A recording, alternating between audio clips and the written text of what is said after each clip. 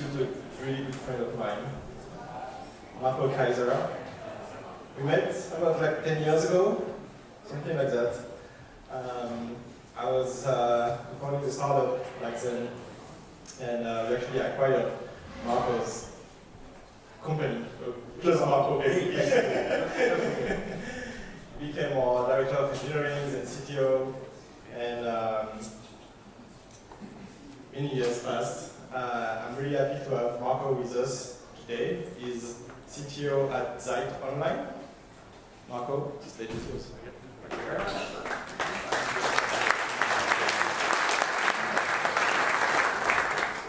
Yeah, good morning, everybody.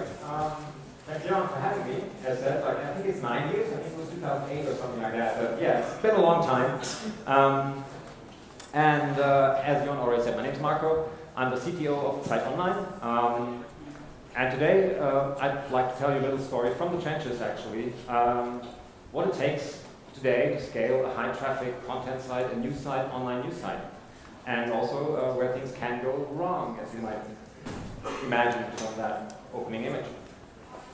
First, let me give you a little bit of context about this before I get really into the topic of the talk. So ZEIT Online is one of the largest online news sites in the German-speaking market. We are online since 1996. Well, that's not exactly true, because in the beginning it was just a corporate site for ZEIT, which is a weekly newspaper in Germany. We are the online branch, and over the 20 years since 1996, or 21 now, basically it evolved into really becoming its own online news outlet, its own site with its own editorial team, who does online news, up-to-date online news. Also has the content from the site, but we do have our own 100 people editorial staff who write news for us.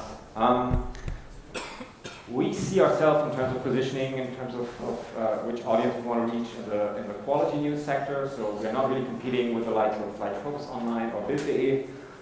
It's more like Süddeutsche or FAZ.net, something like that. So it's more focused on the quality news aspect. This is what the site looks today.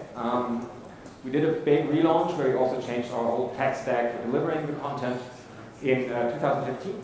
Today it's a fully responsive website across all devices, from desktop, mobile, tablet, wherever you go, it's the same content, basically it's the same HTML, and it just adapts to your screen size. So just as a background again, in terms, as we're talking about scale, what are the numbers behind this? We are having more than 60 million unique visits every month at the moment. We peaked to 70 million, but right now it's more in the little bit over 60 million range. We're reaching an audience about 10 million unique visitors every month. And another number for scale, we're delivering content to users in the range of over 100 terabytes per month. We do, or if you look at how do we get there, or how did we get there? Actually, this is a chart that shows the visits over the last 10 years, I think. This is January 2007 on the left. We were coming from, the pink line is us, we were coming from something like 5 to 7 million unique visits back then. Today, as I said, we peaked to 70 million almost in January 2017, but are well above 60 million right now since then. So just as a comparison, the gray line is Süddeutsche.de, the blue line is FAZ.net. So as you see, the whole market grew, but yeah, we outgrew that. One aspect you have to look at more closely, because this will play a part or an important role in the coming talk, is the mobile development in terms of reach. As you can see here, this is just 2 years. So we grew from less than 15 million visits per month in the mobile space to, again, peak in January 2017 to almost 35 million. So that's more than double in just 2 years. And later you'll see why this plays an important role. If you have to scale such a site, if you have to run this site, you need a team to do that. And actually, it's not a really big team that we have internally to do that. As you might imagine, I'm not sure how big the teams are that you are working in if you're developers, but For us, it's still a very small team. We're growing, but right now it's 12 engineers that we have, and these engineers not only run the website itself, like everything that delivers content to users out there, they also run the CMS and develop it. They also run the blog system. It's a quite large WordPress installation. We have a community where users can comment under articles. We have a single sign-on system where people can sign into different products we have.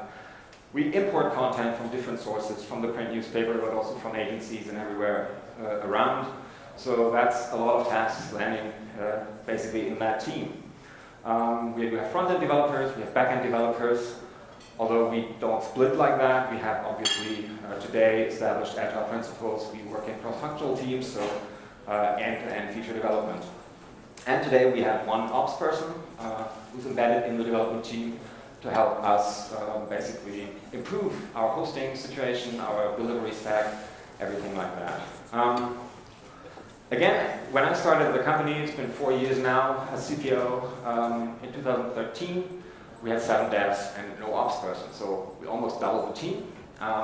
And actually, we could have more if we could find more developers right now. We do have open positions, so if anybody's interested, let me know. But yeah, so we could hire more. Again, a little bit for the background of what we need to scale. It's a fairly straightforward, simple stack in terms of the technologies that we use. It's mainly open source based, focused. That's in general our principle, to use open source software where we can and not use commercial proprietary software, except for what we develop, which is also mostly open source. We do have HA proxy for the load balancing in front. We do have varnish caches to cache rendered content, rendered HTML, images, static assets to deliver them to users. And behind the scenes, we do have a number of app servers. Our bread and butter language, basically for anything server-side, anything back-end is Python, and these are built on the Pyramid framework. At the bottom, there are 3 more. XML is very important for us because all the content we have is actually stored in XML files. It's a flat file system structure that we have for the delivery infrastructure. Basically, every article, every center page, everything you see on the website is represented as an XML data structure in a file. The file space just maps to the URL space. Of course, there are some dynamic URLs as well, search and topic pages that we don't render from XML directly, but most of the content actually is stored in XML files. We use Solar for the search index, to power search, to power topic pages, and for many auxiliary functions. This is going to change to Elasticsearch in a couple months, but still right now it's Solar. And we do have a Drupal installation. I mentioned the community before. User comments are stored in a Drupal instance for historical reasons, but honestly this is something we're going to change as well in the next 1 or 2 years, I think. Because we're not really using the Drupal anymore. As a Drupal is a content management system, it's just an API that we use for accessing these comment threads under articles, except for a moderation backend that our editorial team uses to moderate comments. So it's not that many layers, but it's a straightforward stack. Okay, now let's jump into the real topic of this talk. You've seen there's been a long-term growth for audience, for reach on the site, for traffic on the site, and that's easy, basically. So you can plan for that. You can predict it pretty well. It's been, if you look at the graphs, it's a fairly linear, a little bit more than linear, but still fairly constant curve, and you can just add resources to the stack that you need because you can predict what the traffic will look like in the next 6 months, 12 months, or whatever. It's just the market development. But one thing that's really becoming more frequent these days, and over the last 2-3 years maybe, is that we have to deal with breaking news situations. So things that just happen suddenly, that you can't plan for, that you don't really expect to be as massive as they turn out to be. And yeah, it's not only a challenge for the editorial teams on the content side, obviously, to be able to deal with that. So now we have editorial staff 24/7 basically, because it can happen at any time.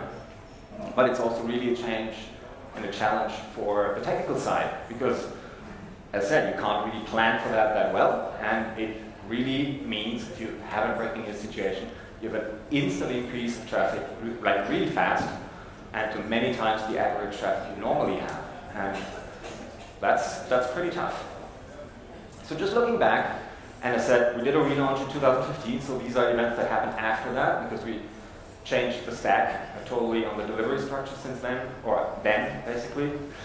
So there were the Paris terror attacks in December 2015. Probably all remember there's been the attempted coup in Turkey in 2016.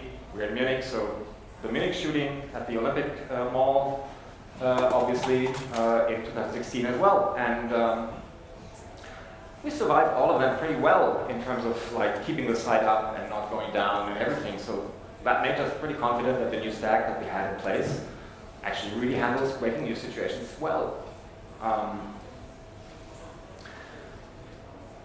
At least we were confident until that one morning in November 2016, which didn't go as planned, to be honest. Of course, what I'm talking about, November 9th, was the morning after the election in the US, where against most predictions and expectations, Donald Trump was elected to be the 45th president of the United States.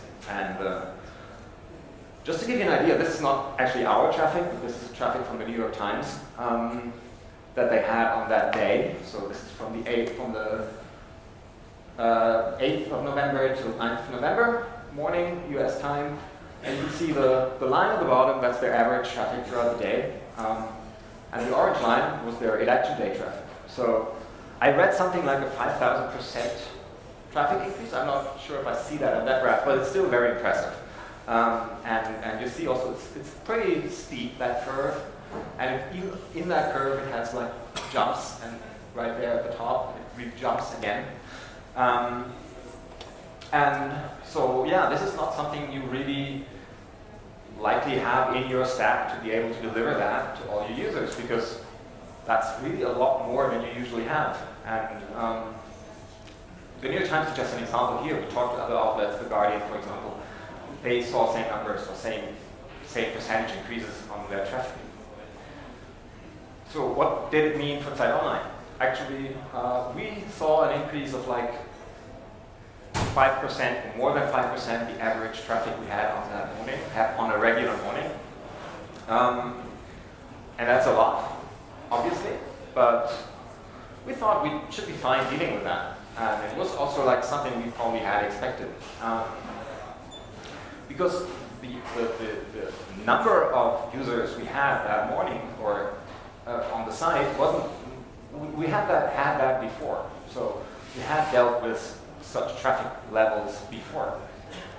But that morning, it just didn't work. And we sat there and looked at it and saw what was happening, and that wasn't a really good feeling. So what we saw really is that the two first layers, or layers in the stack, looking from the front end side, the HA proxy and the varnish, they create tens of thousands of sessions. A session represents basically an open connection from the user to the server or between servers. And on a normal day, we have like, I don't know, 4,000 sessions on the HA proxy open at any time. And there's even less sessions like between HA proxy and varnish. But that morning, it really jumped from 4 to 10, which should be fine, to 15, which is still fine.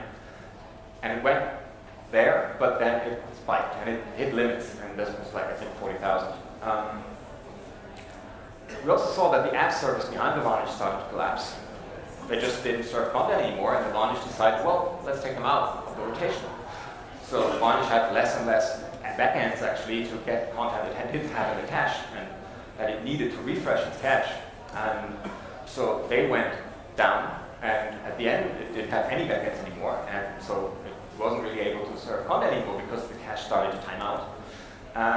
And well, that's about it.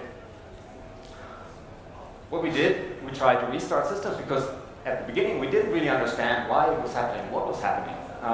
So we tried restarting them because we thought maybe they just kind of crashed internally and didn't serve any requests anymore.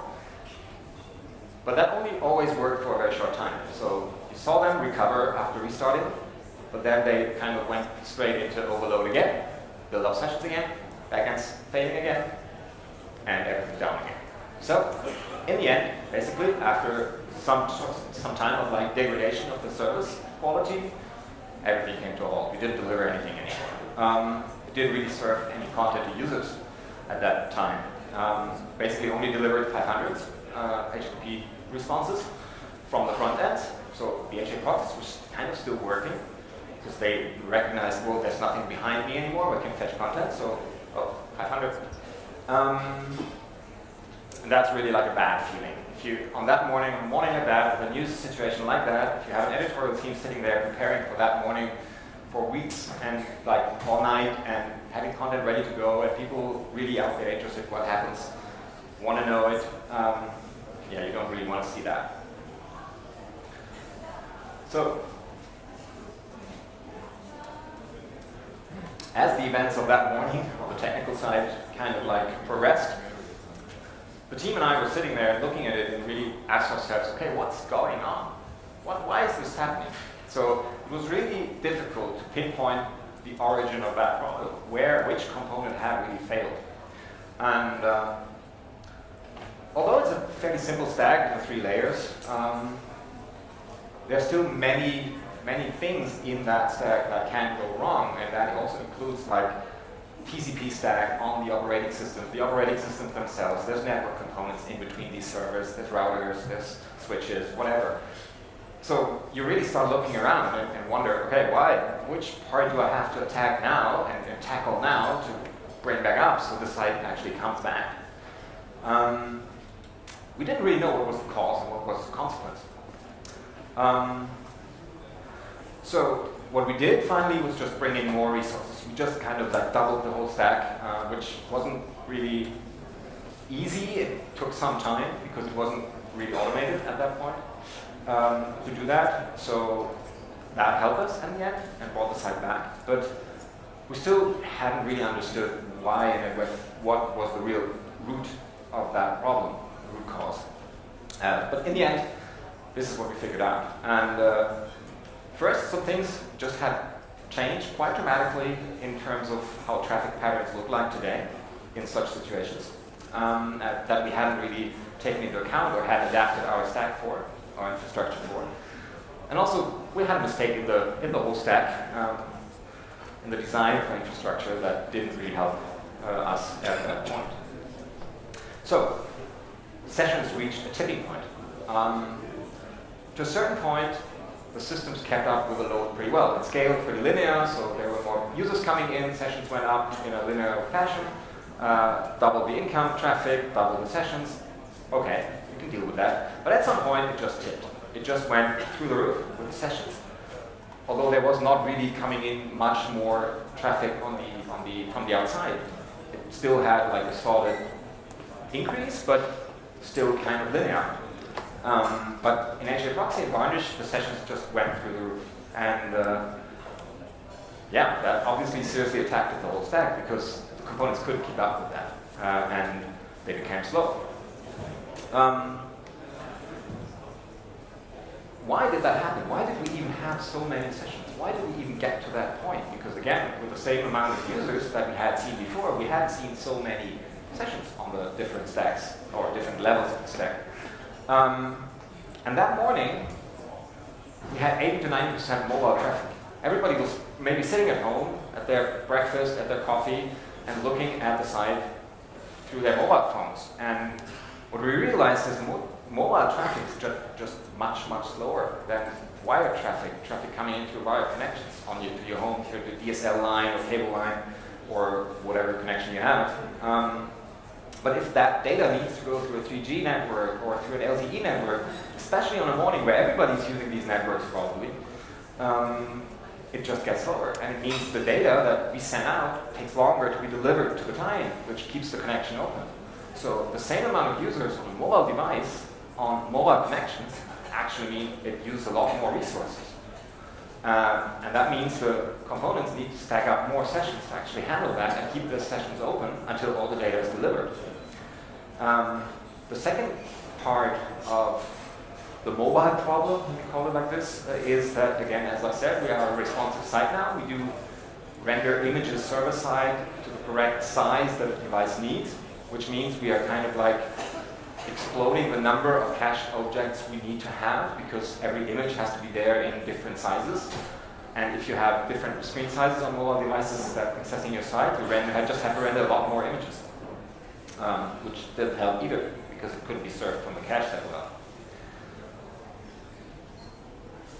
Related to mobile, but also something that has increased a lot over the last probably 2 years is the amount of push notifications that we're sending out in these situations, in these breaking news situations.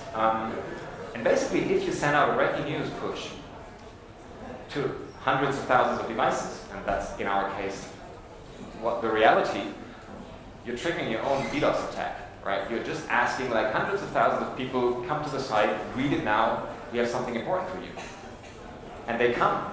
And the bigger the news, the faster they come, and the more of them come, actually. So if there's just a regular breaking news of some, I don't know, some law passed in the Bundestag, or I don't know, some Munich club became German champion in soccer. Okay, some people are interested, not too many. But if Donald Trump suddenly becomes elected the president, well, everybody wants to know. And so all of them come. And also a change that we had made in the month before was to change our push provider. So the company that actually sends out the pushes to devices for us.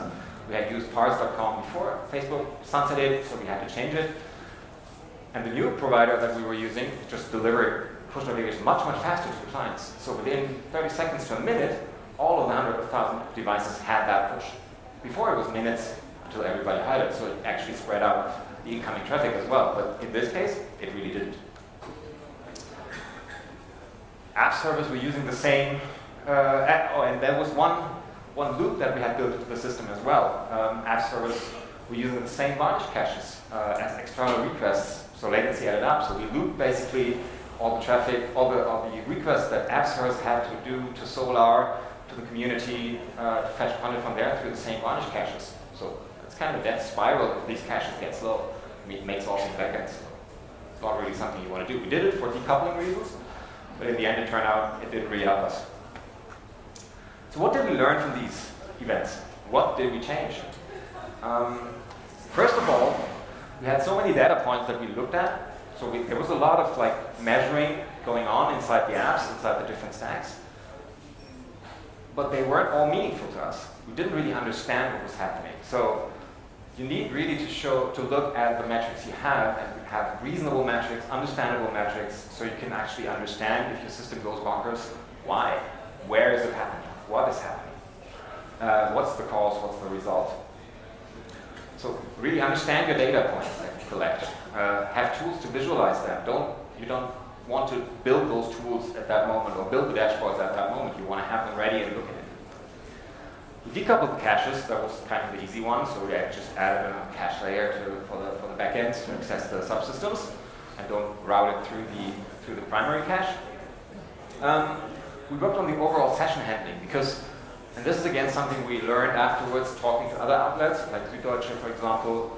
They all had similar problems. Like if you have these load balancers, caches, and they have to deal with a high number of concurrent connections open, they tip. At some point, they tip. And it's really like fine-tuning the configuration to avoid that. And one learning we took from that is you really want to queue requests in these stacks as early as possible. So HA Proxy has a very good queuing concept. It just puts incoming requests in a queue until it has backend resources available to serve them. Before we hadn't really done that, we kind of gave like 10,000 sessions back to the varnish as well.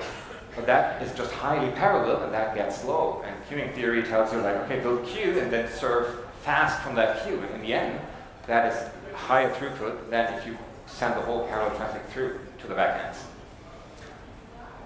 So you want queuing. Still, and again, after all these things you do, you have an improved stack. You will be able to serve more. But your CEO, your editor-in-chief in terms of a media company, will always ask you, but what if happens if? So what if it's not the Trump election, but what happens if there's some big event in Germany that is even bigger for us in terms of traffic than the Trump election was? So they never will accept basically that you say, well, you can't scale everything to everything. There is always a limit. they don't want to hear that, right? Because they prepare for that, and that's when editorial team excels in such situations. And so basically also learning we needed to use something else. We needed to use an infrastructure that is already there, that doesn't make sense for us to build ourselves because it's just too expensive. So we decided to use also a content delivery network out there to serve content from our site. That brings in another set of problems because not everything is cacheable, and you have to make sure that the content is invalidated correctly and in a timely manner on the content delivery network. But overall, you can't deal with all of that. You just have to work on that, and you have to adapt to that, your stack. But then a CDN really helps you well because that just has resources available that you can never build on your own, or it wouldn't make sense to build on your own because it just wouldn't be cost effective to do that. With that, you can scale high amounts of traffic. One thing we also learned, and I said before, like we just had one ops person. We didn't have one at the beginning at all when I joined. You really need specialists. Traditionally, for us, the backend developers mostly also did the ops tasks, also kind of like were responsible for running the site, for designing the infrastructure, and as well as they did for what they could, they just weren't specialists for that. They were trained to be developers, and that's where their experience was. And to be honest, that's what they should do, and not worry too much about these things. So we really need people who understand these problems well, who have expertise in these areas, and can help you build a good infrastructure and improve your infrastructure on that end. And so yes, that's why we decided to expand our ops specialists. We now have a second position that should be filled, and might scale that up even more in the future. With that, I don't mean like take that apart and have like devs and ops.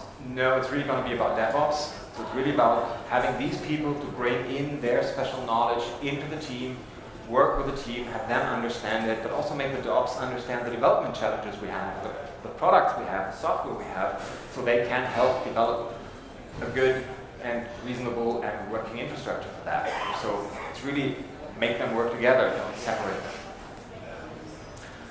Almost done. So what's still ahead? We haven't really tackled every problem. And there are two things I want to mention here that are still on the roadmap and that we need to work on to improve us even better. One is, I touched base on it before, is automated scaling. So basically what we want to do is we want to be able to scale our infrastructure more easily. So by hand if necessary, so just add more branches, add more HA proxies, add more app servers, basically with a single command or single click, which is just not possible today. Today it still requires a bit of work, manual work at that time. But also, if you are able to do this automatically, you can even automate it fully in terms of just look at the incoming traffic and then let the system scale itself. And the second point here is we have and want to improve the caching that we have. So first of all, that means right now we're using fairly short TTLs on the cache, so it expires pretty fast just to make sure we always have fresh content. We already do sort of like a semantic invalidation, so whenever a resource changes in the CMS, we invalidate as well on the front end in the cache. But there are a lot of dependencies. So an article, if the heading of an article changes, it also needs to change all the center pages where it's linked from and so on. So all this dependency graph, that's hard to do. But we need to do that because then we can extend our TTLs. And that means we need to render less from the backends all the time. And at that point, we also need to integrate the CDN better. So we can also serve paywall traffic, so traffic to limited resources that not everybody is allowed to see. Traffic that is kind of like rendered for you because it's personalized in a certain way. So a deeper integration with the CDN also plays into the improved caching that we want to do. All right, thank you. That was my little story about how Trump really made a bad day for us on the technical side. I hope some of the insights and what we learned will help you now or in the future. And yeah, with that, thank you very much. And I'm not sure.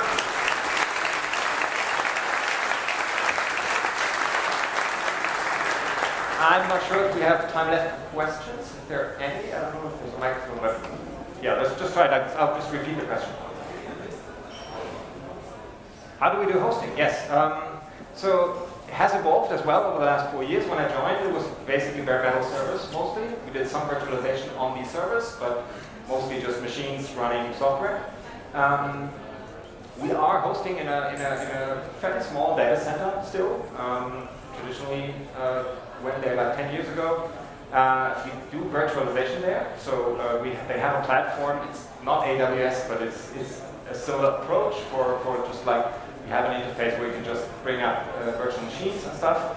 So all that is automatable, and that's what we do. Mostly is now virtualized actually. We still have a couple dedicated machines, but mostly we're running from virtual machines in a data center.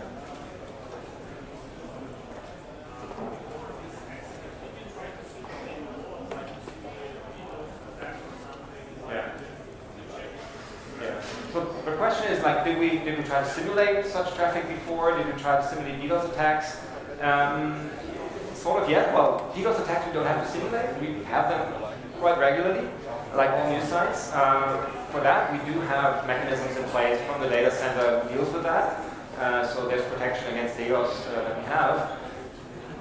The problem with load testing is really that it's very hard to predict the traffic patterns that you see. You can create a lot of requests, but if you do that from like beefy machines who have quick internet connection, fast internet connection, or network connection even if they're in the same data center, that's just not a problem. Systems just deal with that. But like simulating this delay that you get through mobile traffic, and that's again one of the points where you said like this hit us hard at that point. That is the hard part, and that is really to have like a realistic view on that, or a realistic simulation of that traffic pattern is really hard to do. We haven't really tried that before, to be honest, but now we're trying, but still it's very difficult because you have to sort of scale it down to be able to kind of get similar effects. Because if you have the full stack running, we haven't really managed to bring it down ourselves with any load testing we have. Try it.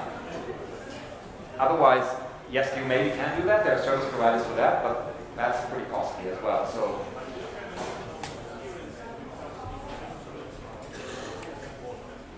If we have some positive results from these or experiences from any tools, we tried many. We built some ourselves. So nothing I would really point out at this point. No, not really. Yeah.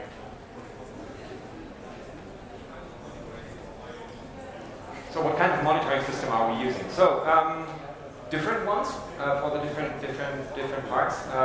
So inside the apps, we're basically using StatsD to just collect data points and throw them in a time series database.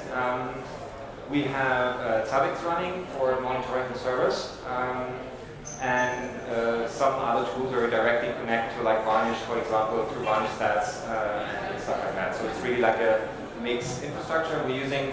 And as I said, like visualize it, make meaningful things. We use Grafana for building dashboards, also using ZEIT as a data source because it's a much nicer interface if you want to look at stuff. So that's basically the stack we're using there.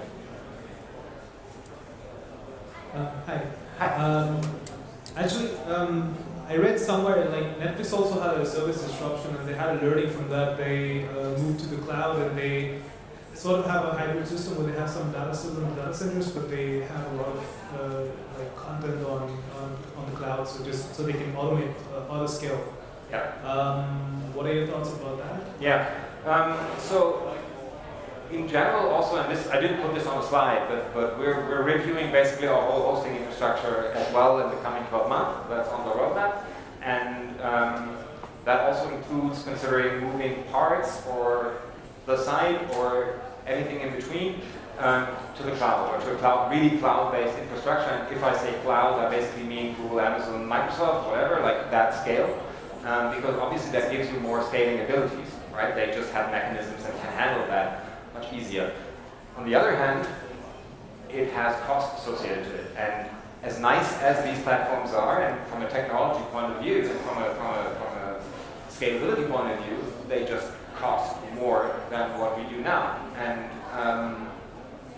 significantly more, I would say. And that's money you have to earn as well. So it's always like a compromise of what can you do, or what should you do, or what can you do with the money you have, with the budgets you have. Because, for example, The Guardian is completely on Amazon, basically. It's a worldwide news site with traffic that's probably 10 times as much as we have, because it's like global. I know their cost on Amazon, and I don't want to tell you because it's like, it's insanely high. Because if you scale to that level, to that point, it's just these platforms really become expensive.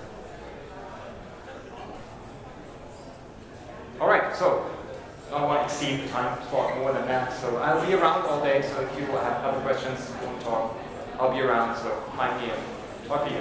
Thank you.